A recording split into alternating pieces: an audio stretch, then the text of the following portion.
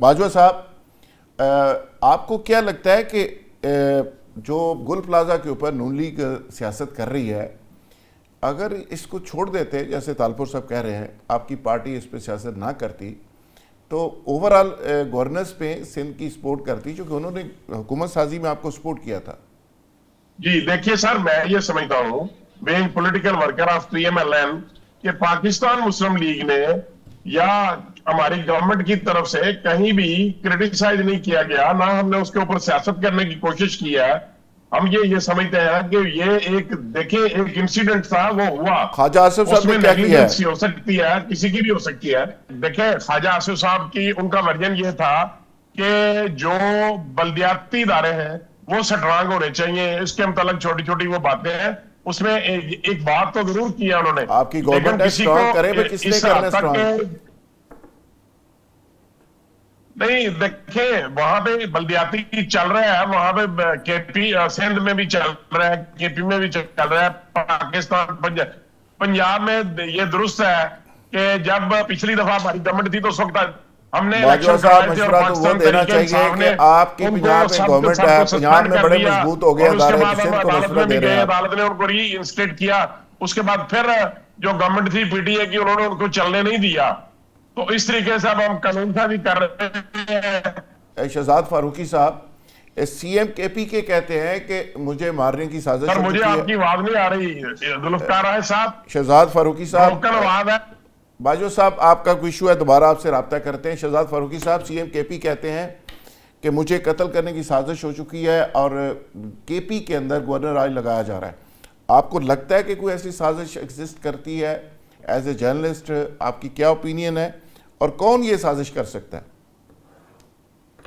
اچھا ذوالفقار راحت صاحب، ہمارے ملک کا المیہ یہ رہا ہے کہ یا تو ہم جیت جاتے ہیں یا دھاندلی ہو جاتی ہے. تو جب ہمارے پاس کسی کام کا کوئی جواز، کوئی جسٹیفیکیشن نہیں ہوتی تو پھر ہمارے خلاف سازش ہو رہی ہوتی ہے. بھائی آپ اپنی پرفارمنس پہ زور دیں، آپ جو اپنا پولیٹیکل ایجنڈا لے کے آئیں اس پہ کام کریں. آپ کو اس وقت مشکلات کا سامنا ہے اور ہمیں اس کا ادراک بھی ہے بطور پولیٹیکل اینالسٹ اور کمنٹیٹر کے. لیکن یہ کہنا آپ کا حق ہے کہ وہاں پہ سازش ہو رہی ہے اور آپ کو اٹھایا جا رہا ہے. لیکن اگر ہم زمینی حقائق پر غور کریں تو مجھے نہیں لگتا کہ کوئی آدمی، کوئی احمق ہوگا جو یہ سوچے گا کہ وہاں پہ اگر ہم گورنر راج لگا لیں گے تو چیزوں کو زیادہ اچھا کر لیں گے یا اس پہ ہمارا کنٹرول کچھ زیادہ بہتر ہو جائے گا.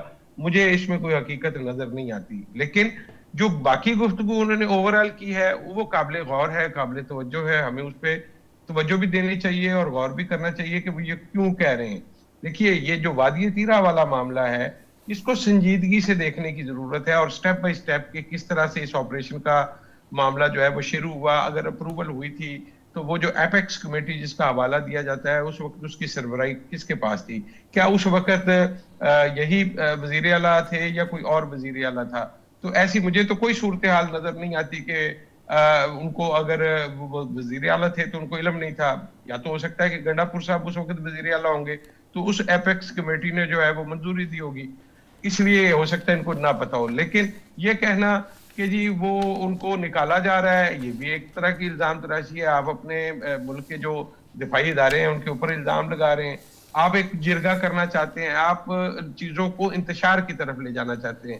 قوم اس وقت آلریڈی ایک ایسی پوزیشن میں ہے کہ جس میں انتشار کا سامنا ہے، پولرائزیشن ہے پالیٹکس میں بھی اور اوورال بھی.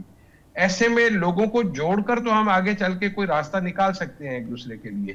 لیکن اگر ہم ایک دوسرے کو ماننے کے لیے، سننے کے لیے، ساتھ بیٹھنے کے لیے تیار نہیں ہوں گے تو پاکستان تو یہی ہے. یہ اسی طرح ہے جیسے آپ کسی ایک گلی محلے میں رہتے ہیں تو آپ نے رہنا تو یہیں پہ ہے.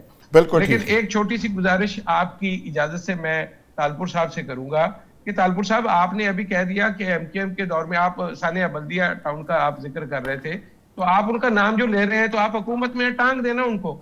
ادھر لاہور میں جہاں ذوالفقار راحت صاحب بیٹھے ہوئے ہیں، پیش میں آگ لگی تھی، کسی ذمہ دار کو کسی نے ٹانگا ہے آج تک؟ آج تک نہیں لوگوں جی. کی لاہور جانیں ایل جاتی ہیں، ڈی اے میں لگی لوگوں تھی. کی لاہور جانیں جاتی ہیں، 10 عام آدمی مر جاتا ہے، کوئی والی وارث نہیں ہے اس کا. طالپور صاحب آپ جواب دینا چاہیں گے ورنہ میں آگے پھر ذرا جانا چاہوں گا.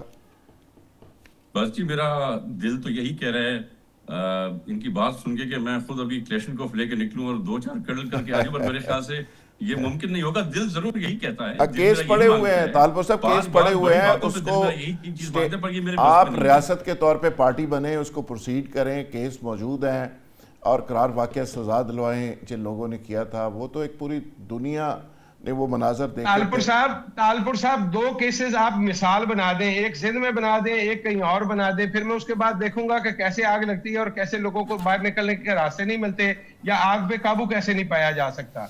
ये तो सारी बस चलो बहरहाल चल रही तालपुर है। साहब हमें लगता अकेले है कि तो हमारा नहीं मुकद्दर कर यही सकते, है। लेकिन उन्होंने अपने के जज्बात का इजहार कर दिया। डॉक्टर साहब, आपको क्या लगता है कि केपी के अंदर कोई गवर्नर राज लगाया जा सकता है, पीपल्स पार्टी पीटीआई को माइनस किया जा सकता है? सर देखें, ये जो हिस्ट्री है पाकिस्तान की, इसमें कुछ भी हो सकता है, मगर मेरा नहीं ख्याल, आई थिंक नहीं, मौजूदा हालात को सामने रखे, ग्राउंड रियलिटीज को, तीनों पॉलिटिकल पार्टीज को एक एक सूबा दिया गया है, और ये देखने के लिए कि जिसको कहते हैं दूर से नज़र आए कि कौन से सूबे में कितना ज़्यादा तरक्की हो रही है, और शायद थोड़ी बहुत ही हर जगह हो रही होगी, मगर बड़े शहरों में हो रही है। बाकी जब दूर दराज इलाके वो पंजाब के हों, सिंध के हों, KPK के हों, बलूचिस्तान के हों, और जगह के हों, तो हमें नहीं नज़र आता।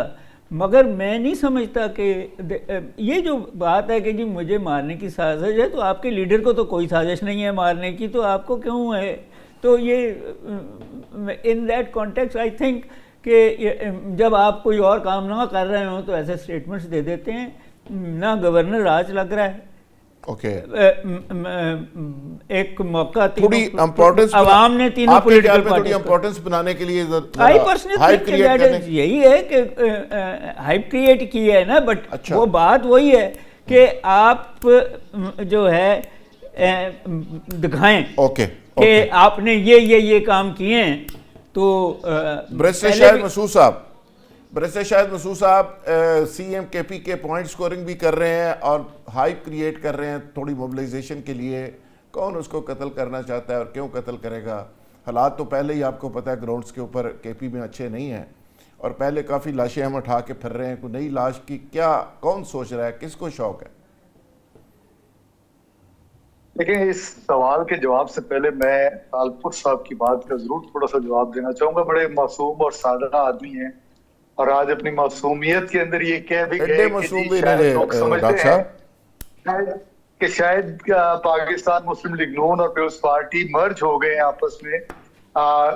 शायद ये लोग समझते हैं। सर, ये समझते नहीं, ये हकीकत है। आप एक दूसरे के साथ हैं, पूरी गवर्नमेंट के अंदर एक एक चीज की रिस्पॉन्सिबिलिटी उठाया करें, और एक दूसरे का क्रिटिसिज्म अव्वल तो आप करते नहीं है, लेकिन जब आप करने की पोजीशन में आते हैं तो ऊपर से आपको मॉनिटर साहब कहते हैं ना भाई बस इससे ज्यादा नहीं, और आप सारे खामोश हो जाते हैं। और जिस तरह फारूकी साहब ने कहा था कि कोई अहमक होगा, फारूकी साहब आपको ये अक्लमंद लोग नजर आते हैं जो इस वक्त बरसर इख्तियार है, कि सारे के सारे अहमक हैं। एक बैठ के कहता है ऑपरेशन होगा होगा होगा, दूसरा उठ के कहता है ऑपरेशन तो हम कर ही नहीं रहे, ये तो जो है उधर ये जो लोग डिस्प्लेस हो रहे हैं ये वेदर की वजह से हो रहे हैं। ये अहमक लोग हैं, इनके अंदर कोई जो है अक्लमंदी वाली बात नहीं है। और जो आपने बात की जुल्फिकार राज साहब, कौन गुजारिश अहमद कौन है? बैरिस्टर साहब, जो बरसर इख्तियार है इस वक्त, जो बरसर इख्तियार है, देखें ये रोज इशू क्रिएट करते हैं, आप ही देखते हैं इनको, ये अडियाला के बाहर बैरिस्टर साहब ये अगर इतने अहमक है तो फिर बरसर इख्तियार कैसे आए? जो अहमक हो सर, गुजारिश ये है आजकल के पाकिस्तान में जो जितना बड़ा अहमक है उसके पास उतनी बड़ी जो है वो कुर्सी है। आपने नहीं देखा ये इस कुर्सी पे आपके लीडर भी रहे हैं इस कुर्सी पे, और पंजाब गवर्नमेंट भी रही है आपके पास। उस वक्त बुज़दार साहब को लोग ऐसे ही अल्फाज कहा करते थे। मेरी गुजारिश नहीं, ये देखिए जो इससे मिलते जुलते ही अल्फाज थे कुर्सी के ऊपर होते हैं, जिनके पास हुकूमत होती है, वो दानिशमंदाना फैसले करते हैं, वो ऐसे फैसले करते हैं जिससे सियासत इस्तेहकाम आए, जैसे इमरान खान ने मजबूत हो, कड़ियों को साथ लेकर चलते हैं। लेकिन ये क्या कर रहे हैं, ये तो रोज एक हैजानी कैफियत को जो है जन्म देते हैं और उसके बाद चल पड़ते हैं। जिस तरह आपने अगला सवाल किया, उस सवाल के अंदर देखें, जब से चीफ मिनिस्टर केपीके का नाम आया कि इनको चीफ मिनिस्टर केपीके बनाया जा रहा है, उसके बाद आपने जो सूरत हाल देखी। बैरिस्टर साहब, आपका पॉइंट आ गया, टाइम बहुत कम है। تیمور تالپور صاحب پلیز. تیمور تالپور صاحب اس کا جواب دینا چاہیں. بات آپ نے سن لی, برسٹر شاہد مسعود صاحب پی ٹی آئی کا تعلق ہے ان سے. بس جی برسٹر صاحب خود ہوشیار ہیں, ہم سب احمق ہیں تو ہم سب احمق ہی صحیح, ہم احمق رہ کے ہی خوش ہیں. میں نہیں سمجھتا ہوں کہ بالکل بھی کوئی میں وہی بات ریپیٹ کروں گا کہ ہم کوئی اس حکومت میں خوش نہیں بیٹھے ہوئے, پر ہمارے پاس اس ملک کی بہتری کے لیے یا کم سے کم اس کے پولیٹیکل اور اکنامک اسٹیبلٹی کے لیے اور کوئی طریقہ اس کے علاوہ نہیں تھا, اور جتنے بھی طریقے تھے وہ اس ملک کو نقصان دے سکتے تھے, اس ملک کو فائدہ نہیں دے سکتے. تو آپ ہمیں احمق سمجھیں, آپ ہمیں عقل مند سمجھیں, آپ جو چاہے سمجھ سکتے ہیں, پر ہم نے وہی کیا جو ہم نے سوچا اس ملک کے لیے بہتر تھا. اچھا فاروقی صاحب آپ بتائیے, آپ نے برسٹر شاہد مسعود صاحب کی بات بھی سنی, تالپور صاحب کی بھی بات سنی, کیا یہ پوائنٹ سکورنگ سے مسائل حل ہوں گے؟ کوئی باقاعدہ کوئی لائے عمل دینا پڑے گا, کوئی گراؤنڈ ریئلٹی کو سمجھ کے کوئی ٹرسٹ کمیشن بنا کے کچھ چیزوں کو آگے لے جانا پڑے گا, یا ایسے معاملات کیسے حل ہوں گے؟ اچھا, بیرسٹر صاحب کو نا 2-3 ایڈوانٹیجز ہیں. وہ پنجابی میں ایک محاورہ ہے کہ ایک تے میں سونی اتو ناتی تو تھی. اب مسئلہ یہ ہے, ایک یہ پی ٹی آئی سے ہیں, اتو برسٹر ہے, دوسرا یہ بیرسٹر ہے, اور ہے بھی خوبصورت ہے باقاعدہ, ٹھیک ہے. تو اب یہ وہ باتیں کرتے ہیں جس پہ سم ٹائمز ہم محسوس کرتے ہیں کہ ہمارے تو پر جلتے ہیں, تو یہ کر لیتے ہیں باتیں, چلے اللہ کرے اسی طرح دل پشوری کرتے رہیں. پرابلم یہ ہے کہ دل پشوری کرنے سے مسائل حل نہیں ہوتے. لوگوں کے مسائل, اگر کے پی کے میں پہلے ایک دفعہ نقل مکانی کی لوگوں نے, پھر دوسری دفعہ کی, لوگوں کے مسائل یہ تھے کہ لوگ نقل مکانی کے نام سے ڈرتے ہیں. ان کو پتا ہے کہ واپسی پہ یہاں پہ کچھ نہیں ملے گا, ادھر آ کے وہ رولتے ہیں, ان کا کوئی ہاتھ پکڑنے والا نہیں ہوتا. آپ کہتے ہیں آپ نے ان کو کوئی پیکیج دیا ہے کوئی 2, 4, 5, 7 لاکھ روپے کا, میں اور آپ جس سچویشن میں رہ رہے ہیں آپ کو پتا ہے کہ 5 لاکھ روپے کی کیا اہمیت ہے اور اس میں کیا ہو سکتا ہے کیا نہیں ہو سکتا. چیزوں کو سیدھی طریقے سے ٹیکل کریں, ہینڈل کریں. آپ کے حالات ٹھیک نہیں ہے, ماننے والی بات ہے, دہشت گردی کا بالکل صحیح ہے, بالکل صحیح شہزاد فاروقی اگر صاحب. تمام